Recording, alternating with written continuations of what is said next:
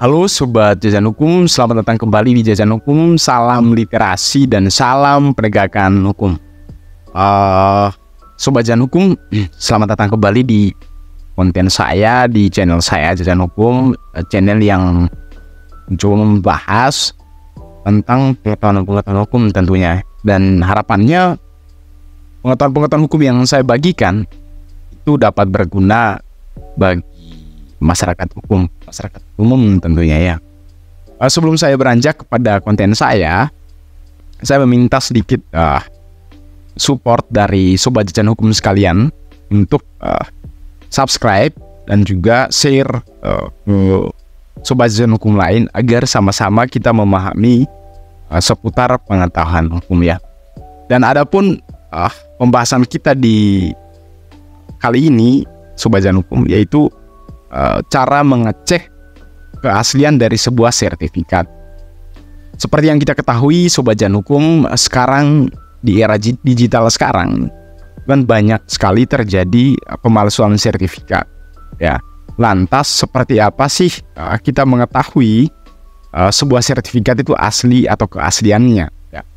Sebelum beranjak terlalu jauh Sobat Jajan Hukum, jadi dalam sebuah sertifikat di halaman depannya itu ada beberapa kode-kode tertentu yang mana setiap wilayah itu berbeda-beda kodenya ya. Ada 6 kotak yang berisi kode-kode yang mana di pertama 2 digit kode pertama itu sebenarnya kode wilayah yang merujuk kepada sebuah provinsi Sobat Jajan Hukum. Selanjutnya yang kedua 2 digit kodenya lagi itu merujuk kepada kode kabupaten atau kota madya. Dan yang ketiga 2 digit kode ketiga itu merujuk kepada kecamatan atau distrik. Selanjutnya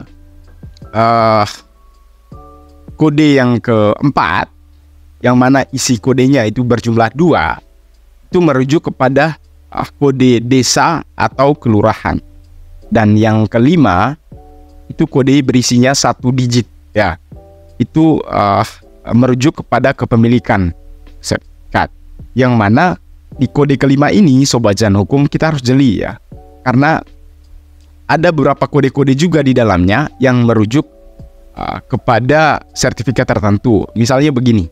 Di kode kelima ini Sobat Jajan Hukum, kalau dia 1 digit dalam artian angka 1 itu berarti sertifikat hak milik ya. Sementara kalau angka 2 itu berarti hak guna usaha. Sementara kalau angka 3 itu berarti hak guna bangunan. Dan kalau angka 4 dalam kode kelima ini itu berarti hak pakai. Selanjutnya kalau angka 7 itu berarti hak atas rumah susun ya. Sementara kalau angka 8 itu berarti hak wakaf ya.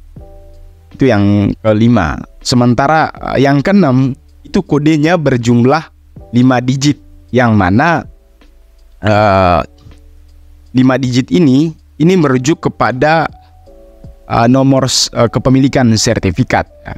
Itu Sobat Jajan Hukum.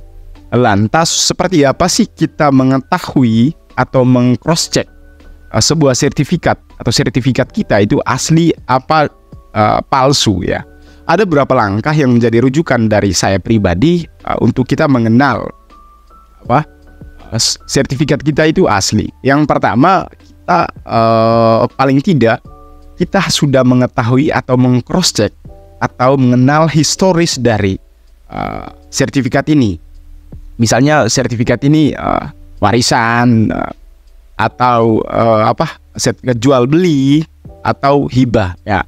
Itu cara atau langkah yang pertama. Sementara langkah yang kedua itu kita harus meng-cross check secara isi sertifikat ya. Perhatikan setiap ejaan, tanda baca, titik dan komanya ya.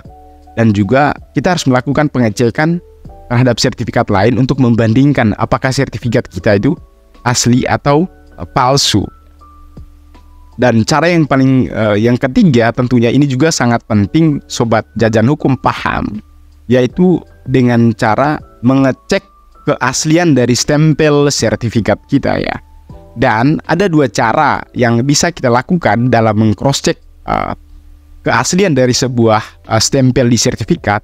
Yang pertama, kita bisa mengecek secara online, mengakses melalui media atau web dari BPN itu sendiri, atau kita bisa melakukan cross-check secara manual, yaitu dengan mendatangi kantor pertanahan tempat di mana sertifikat kita itu diterbitkan atau dibuat.